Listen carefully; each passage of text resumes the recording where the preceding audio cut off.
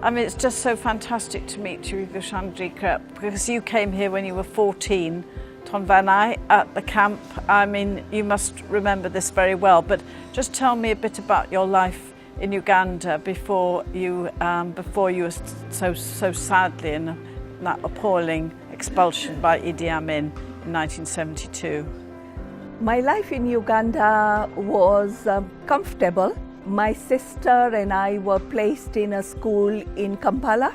As you know, education isn't free in Uganda, and it wasn't in 1970s. So quite frankly, even at the age of 12, when you transfer schools, you realize you are privileged to an extent if your parents can afford schooling. So you had really no idea probably what the threat was, and suddenly your whole family, they didn't live in Kampala then? No, they lived in a small town called Iganga. Suddenly you were off to Entebbe airport and onto the plane. Yeah, it was actually quite harrowing when we were the school was closing. We were asked to leave and ended up sort of being sent back home. And I think the most to an extent traumatizing, but part was like coming back to the small town and seeing it unravel in front of our eyes.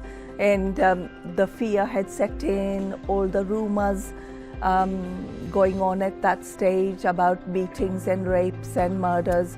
So yes, by the time we got to Kampala, we were just really relieved. To leave? Yeah.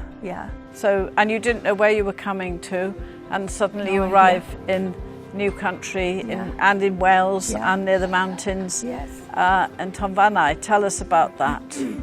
I think coming to Tonfanau, we came at night, and the next day, you know, it's like a culture shock when you wake up because it's October. We had our little summer dresses on. You know, pretty soon, you know, we realized actually that we were safe.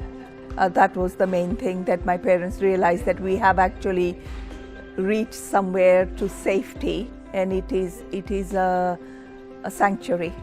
I have of course retained my own culture, but I also love the Welsh culture. It's really nice to connect even at a culture level.